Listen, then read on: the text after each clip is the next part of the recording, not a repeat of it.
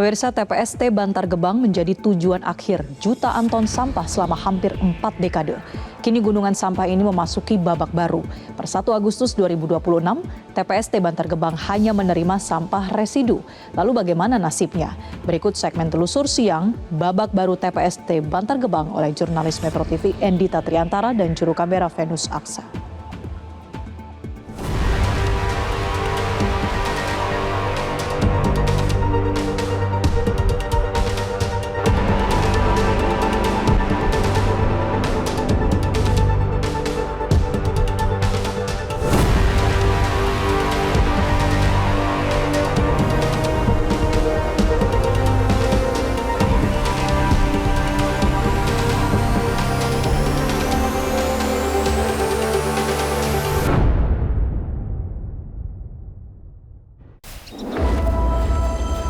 Selama puluhan tahun, TPST Bantar Gebang menjadi tujuan akhir jutaan ton sampah setiap tahunnya.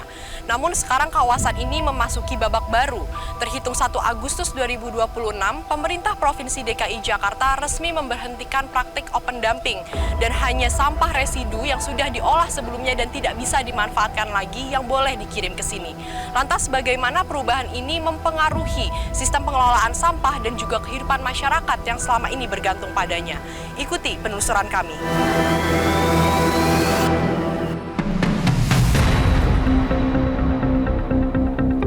Langkah pemberhentian praktik open dumping di TPST Bantar Gebang ini ditargetkan dapat mendorong kawasan Bantar Gebang dengan sistem controlled landfill dan sepenuhnya terbebas dari praktik open dumping pada tahun 2027.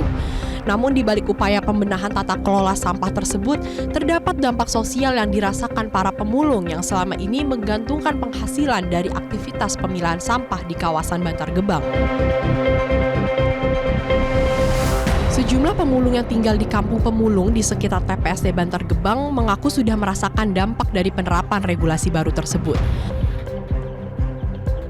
Mas Tura, pemulung yang telah 17 tahun mencari nafkah di Bantar Gebang, mengatakan sebelumnya dirinya bisa mengumpulkan berbagai jenis sampah bernilai ekonomis seperti plastik, kemasan, dan botol air mineral.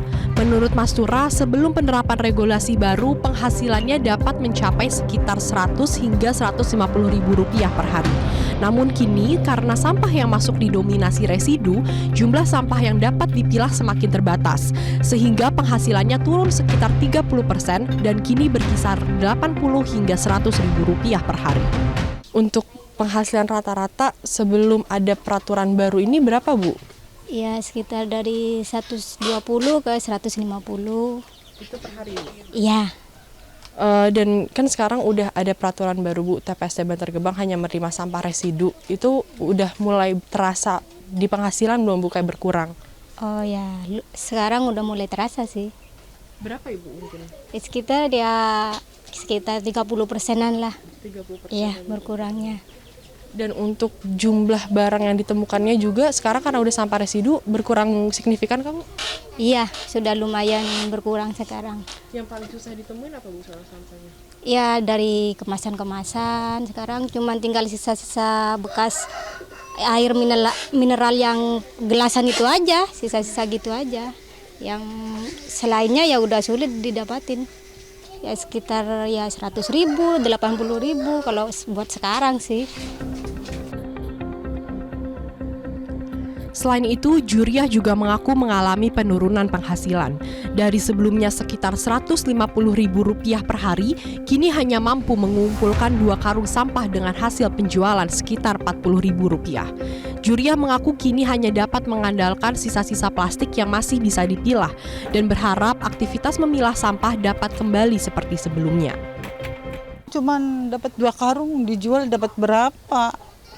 Orang kilonya 800, paling dapat berapa? 40 sehari tuh. Mana kayak gini, mana buat jajan apa? Ya pengennya mah ya aktif lagi kayak dulu. Udah saya mah mau pulang di kampung kerja apa? Tandur udah itu, nggak punya sawah. Kalau punya sawah mending. Nggak punya, saya emang nggak punya apa-apa.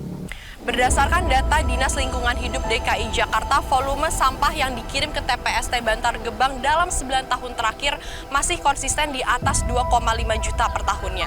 Jumlah tertinggi tercatat pada tahun 2024 mencapai 2,83 juta ton dan kiriman harian mencapai di angka 7.734 ton. Di mana meskipun volume sampah mengalami fluktuasi dari tahun ke tahun, ini masih menunjukkan bahwa beban sampah yang dikirim ke TPST Bantar Gebang masih sangat tinggi. Kondisi inilah yang menjadi salah satu dasar pemerintah Provinsi DKI Jakarta menutup praktik open dumping dan hanya sampah residu yang sekarang boleh dikirim ke TPST Bantar Gebang. Sebagai salah satu upaya mengurangi beban pengiriman sampah ke TPST Bantar Gebang, TPS 3R Menteng Atas mengembangkan skema creative financing untuk memperkuat pengelolaan sampah secara komprehensif dari hulu hingga ke hilir.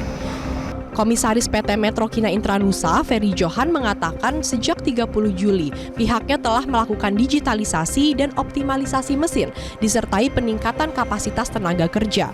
Proses pengelolaan sampah kini mencapai 30 hingga hampir 40 ton dalam satu shift.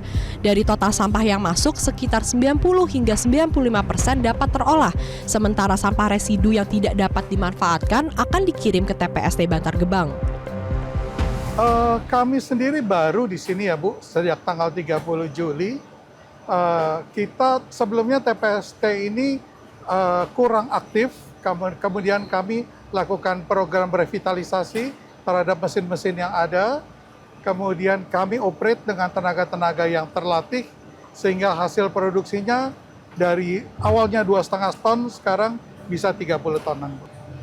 Di sini sampah yang masuk, kami olah Bu, dari awal, dari proses datang tadi, mungkin Ibu sempat lihat, kemudian dipilah di belakang sini, kemudian diproses dengan mesin, sehingga hasilnya berupa RDF.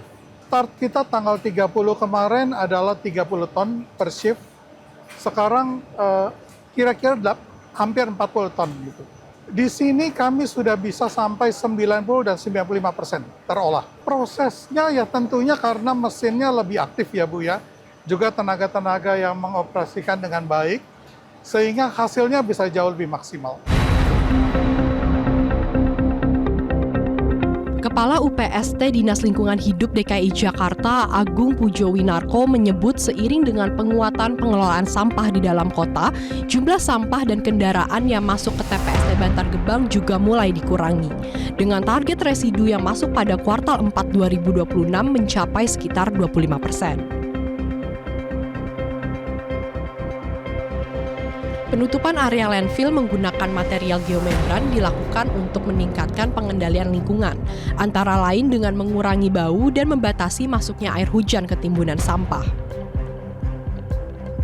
Selain itu, langkah ini dilakukan bersamaan dengan perataan dan pemadatan landfill untuk menjaga kestabilan lereng, sekaligus meminimalisasi risiko longsor dan kebakaran di TPST Bantar Gebang. Dengan penguatan pengelolaan dari hulu hingga ke hilir, targetnya pada 2029 seluruh sampah di Jakarta dapat terkelola dengan baik, sehingga TPST Bantar Gebang hanya menjadi tempat pembuangan bagi sampah residu. Ada beberapa hal yang menjadi concern terkait dengan penataan landfill ini, yaitu adalah kita melakukan penutupan, harapannya itu ada beberapa hal yang bisa positif menuju pengolahan sampah di TPA. Yang pertama adalah terkait pengendalian kebauan tentunya. Kemudian selanjutnya adalah membatasi air hujan yang masuk ke dalam timbulan. Sehingga akan mengurangi air lindi yang akan dikelola di sini. Seperti itu. Kemudian yang kami lakukan adalah perataan, kemudian pemadatan terhadap landfill kami gitu.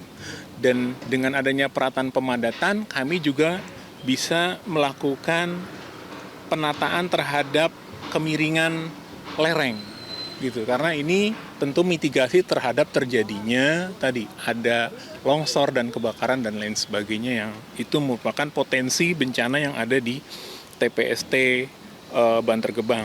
Kemudian kita juga ada peningkatan pengelolaan air lindi, kemudian salah satunya kita kelola juga terkait dengan gas metan yang sudah kami lakukan, dan tentu kami ke depan juga akan meningkatkan kapasitas pengelolaan gas metan yang ada di TPST Bantar Gebang. Perubahan sistem di TPST Bantar Gebang bukan sekedar mengubah cara membuang sampah, tetapi juga menandai pergeseran paradigma pengolahan sampah di Jakarta. Kebijakan ini akan bergantung pada kesiapan pemerintah, pengelola TPS, dan juga kepatuhan masyarakat dalam mulai melakukan pemilahan dan pengolahan sampah sejak dari rumah. Di balik harapan mengurangi beban lingkungan, masih ada tantangan yang tersisa, yaitu bagaimana transisi ini bisa menjawab keresahan masyarakat yang selama ini menggantungkan hidupnya di Bantar Gebang. Dari Jakarta, Tim Liputan Metro TV. Kami akan hadirkan informasi lainnya untuk Anda hanya di Metro Siang. Tetaplah bersama kami. Jelajahi cara baru mendapatkan informasi. Download Metro TV Extend sekarang.